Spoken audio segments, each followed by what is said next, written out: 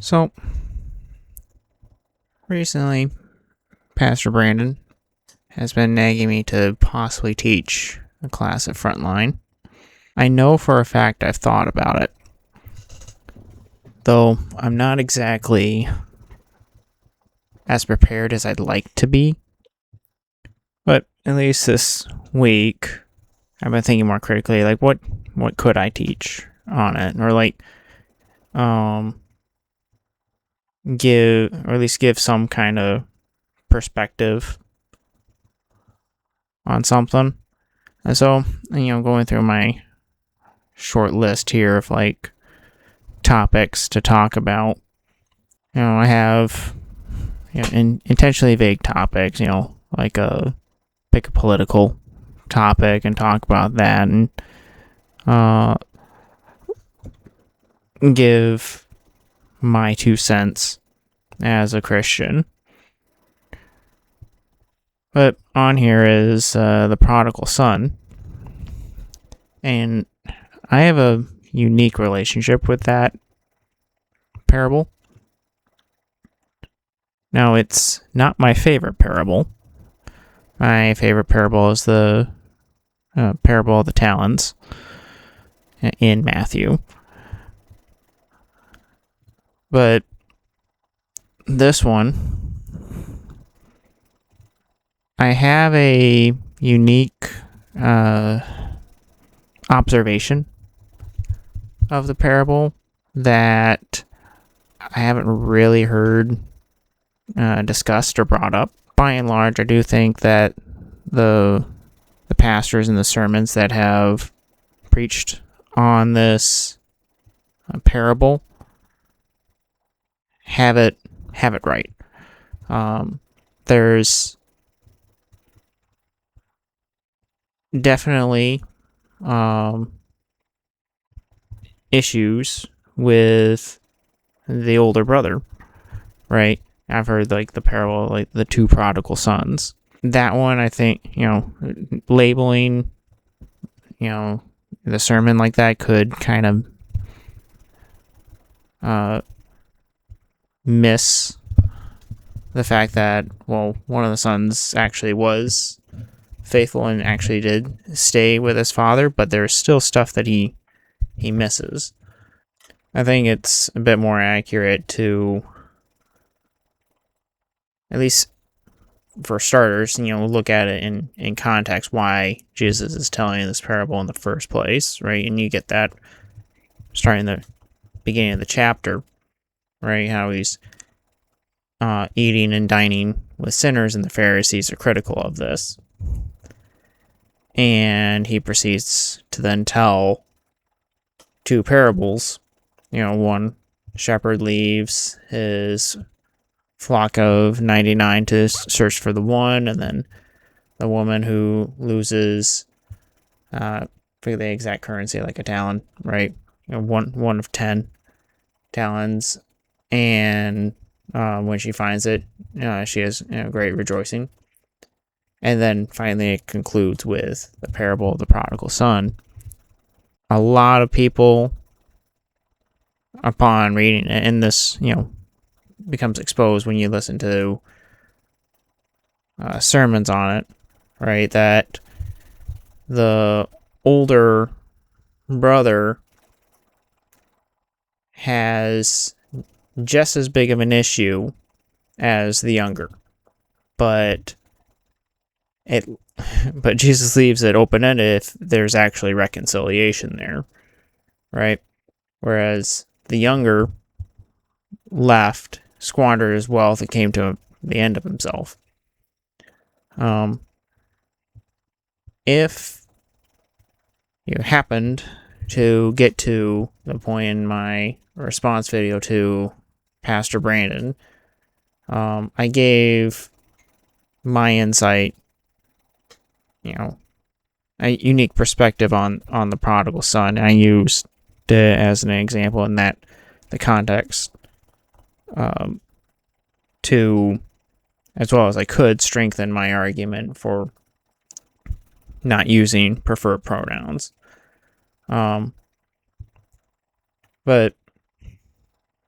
more than that, I do have, as I mentioned, I have a unique relationship with this, because not allowing your children, if you're a parent, right, and you have a child that's gonna do wrong, at least as you observe from your perspective, leave you and live a life of sin, to what extent do you exercise your authority to prevent your child from doing that?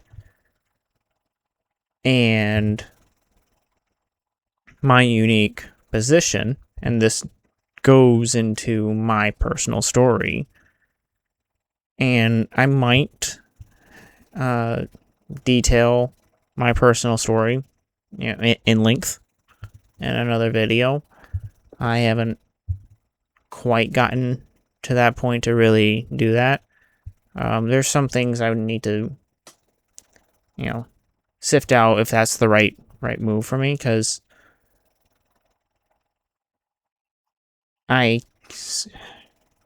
fear isn't quite the right word. I don't want to use my story to bring glory to myself. I think that's kind of the right way, because I'm not afraid to really tell it, or have the details be known. But there's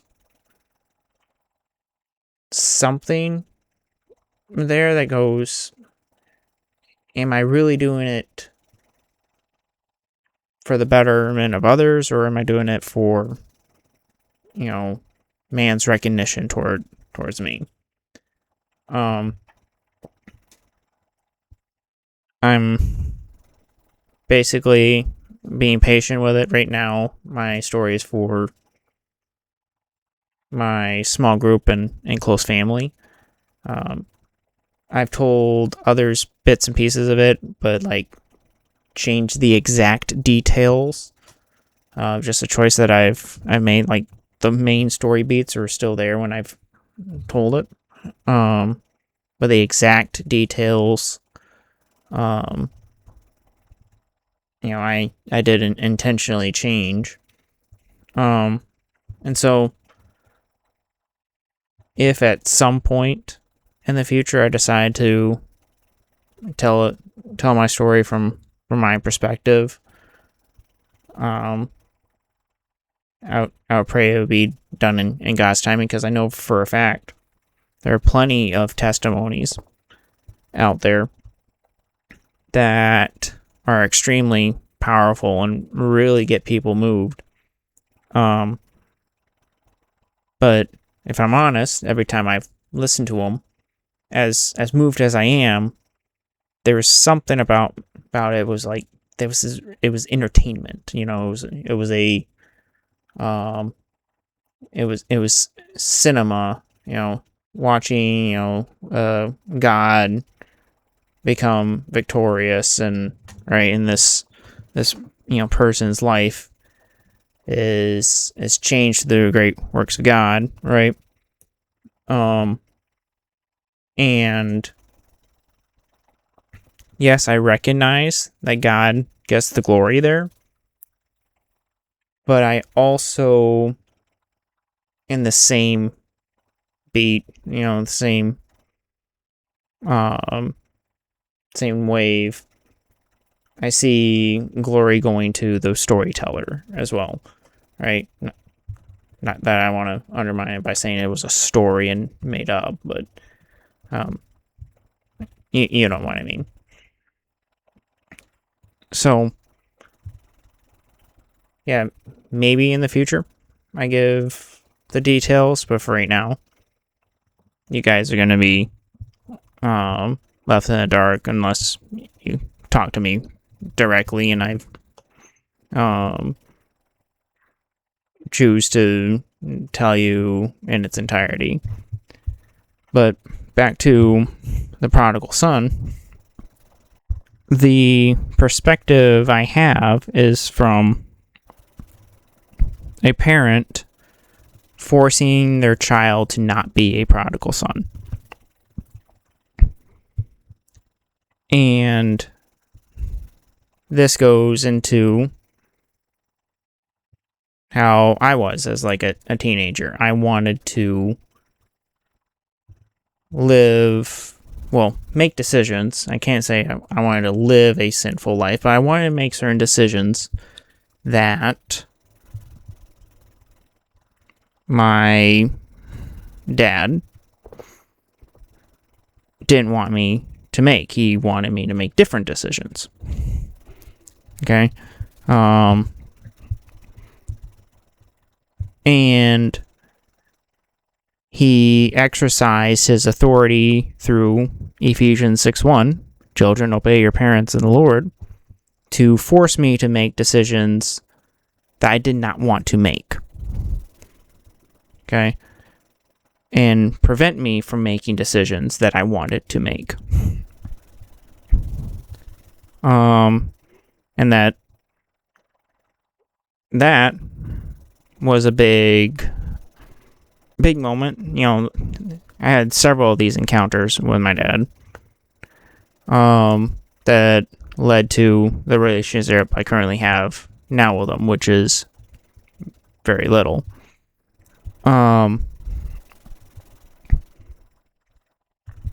And I don't think, like, I just haven't heard that kind of perspective on the prodigal son. Okay? I firmly believe that the main intention that Jesus had with the prodigal son is to really show the father's heart. Right? How willing the father is to have his son back. Right? To forgive all of that guck and that sin. To redeem his child. His child was dead, but now is alive. Okay? But for the younger son, that restoration could never have been achieved had he not gone off and squandered his wealth and come to the end of himself.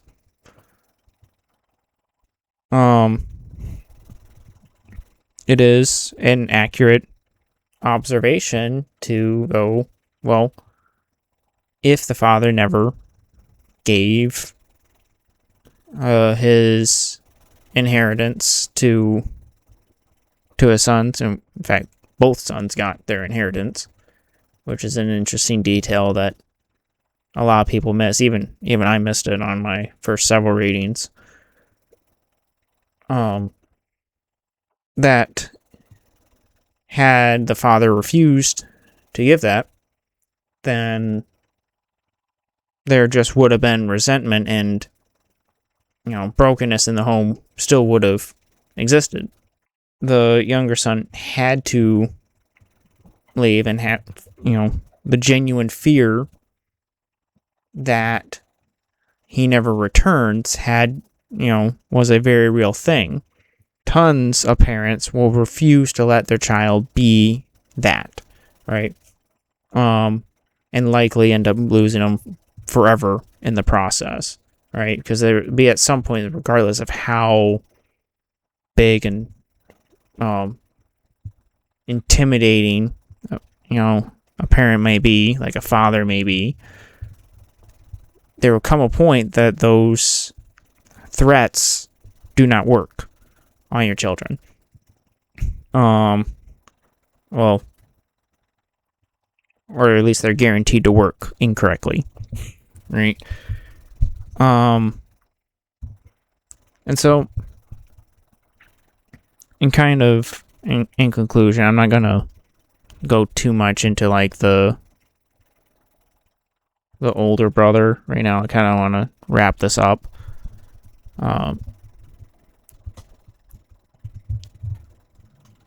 I think I could do like a class on something like the prodigal son, but I don't know how I could make it last 45 minutes, right?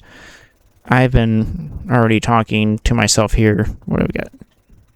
17 minutes. That's a lot of pauses and and times to get my thoughts. So maybe I can that can be extended by another 5 minutes, but I get to my point pretty quickly.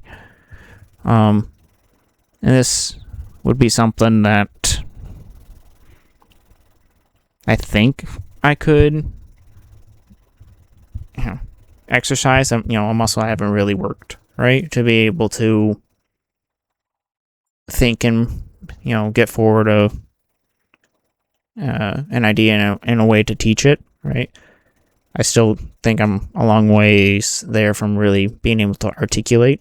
If you ever see my text responses, well, there's a reason why they're a half hour in between the responses, right?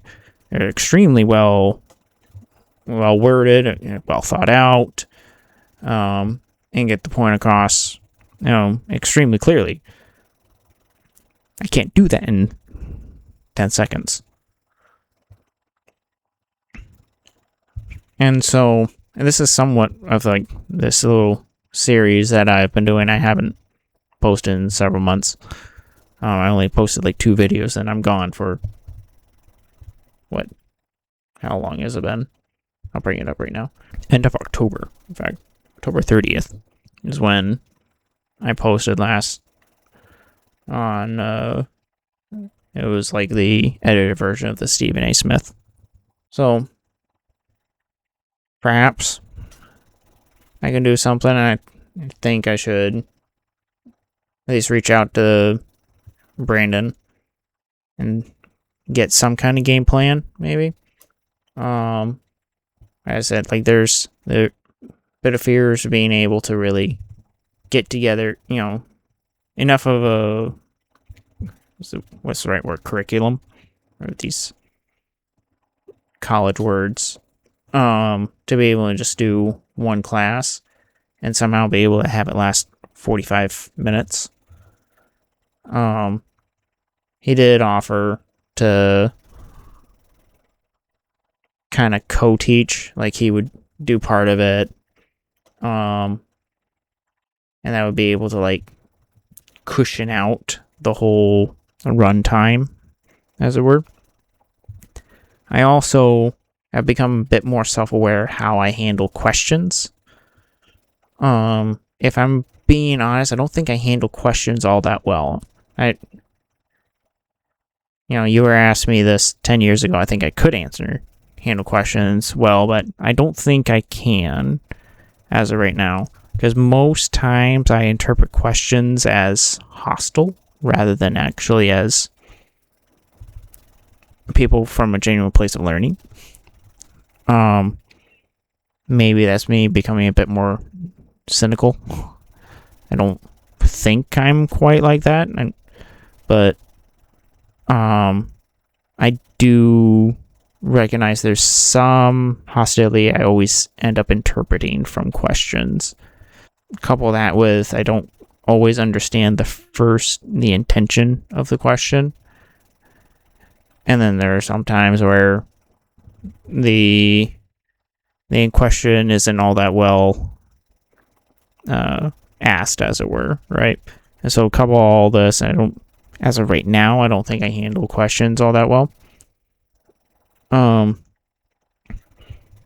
handle them extremely well if I have more than a few seconds to answer. As I say before, you ask me a question in a text, and I come back to you a half hour later, extremely good answer. So that would be something I'll need to work on.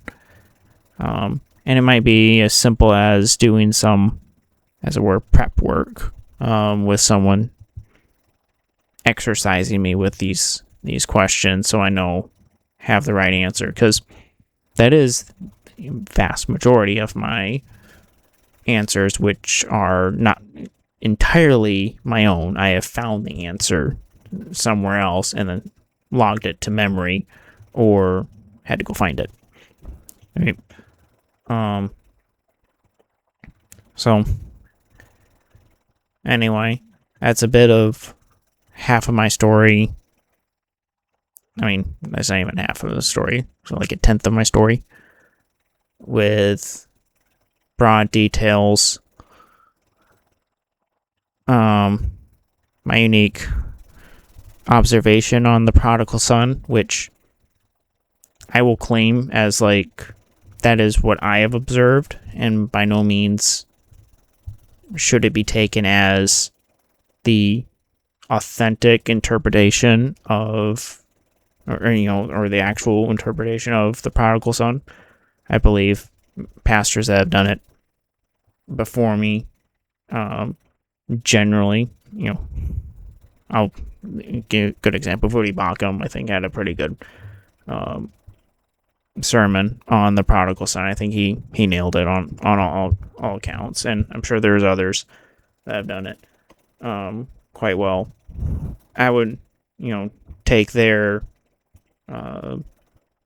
lessons on the prodigal son as more accurate than my simple, just unique observation of it that applies to parenting. So, thank you for listening to me. This nearly 25-minute long video. I'll edit it down. At least take out some of the long pauses. And perhaps I'll have something to talk about next time. If there is a next time. Thanks.